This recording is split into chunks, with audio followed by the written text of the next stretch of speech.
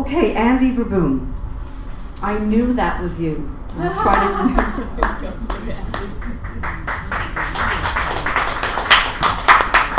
Sorry, what was your name again?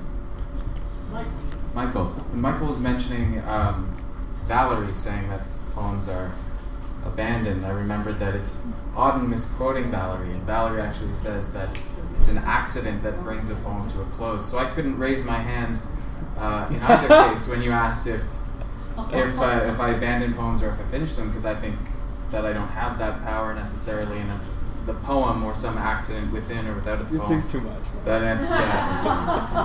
But it's germane to the poems I'm reading. They have various accidents in them, so we'll see if it actually does.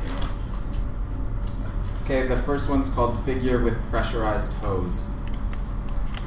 Figure with pressurized hose in the parking lot of the butcher's tests the faith of big red bins as if they were Job's, privates, chickens. A fire engine, a constant parade, slow rolls through.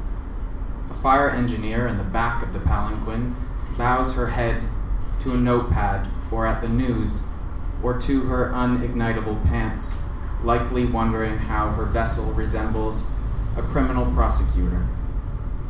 The engine drops out of the frame. Now Figure with Hose wears a pizza box as a broad-rimmed hat, its purposes inscrutable. The hose is worrying, arcing into and out of a tangle with Figure, disheveling atomic orbits. It and they are coupled somewhere. As it moves and they snag on veteran clutter, it bull bellows. This one's called Ascension. I feel kind of uncomfortable reading this in a room with so many poets who are older than me. You'll see why. Actually, ignore that. Pretend I didn't say that shit. So, Ascension.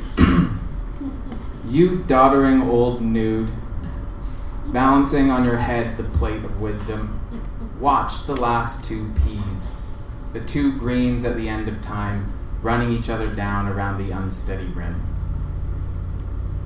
There is another earth, another sky, a white, neither milk nor bone, a mountain without god or goddess bending it, or regalia of cypresses seated by emperors, or a final generous spread of jam-thick gore.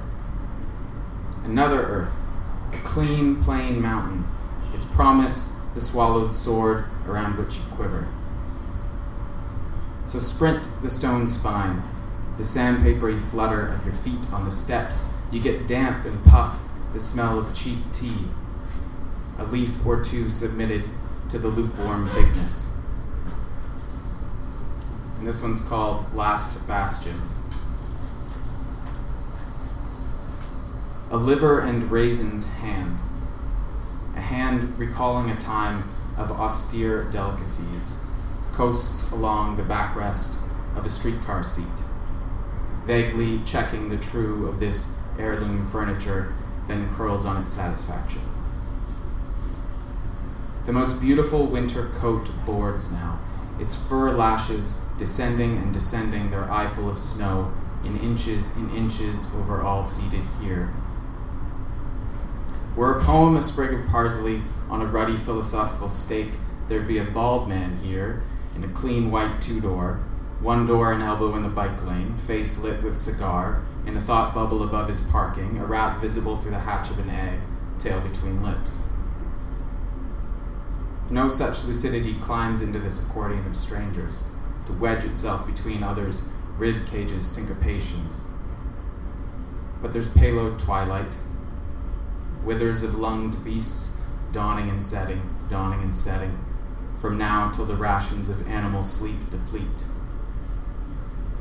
Wake, leave, move back, please. Needle, silver nightside, tow us under the material, deliver us to where we empty the bins at the bureaucracy of trying. Thanks. Thank you, Andy. Gorgeous, gorgeous words. Yeah, beautiful. Thank you.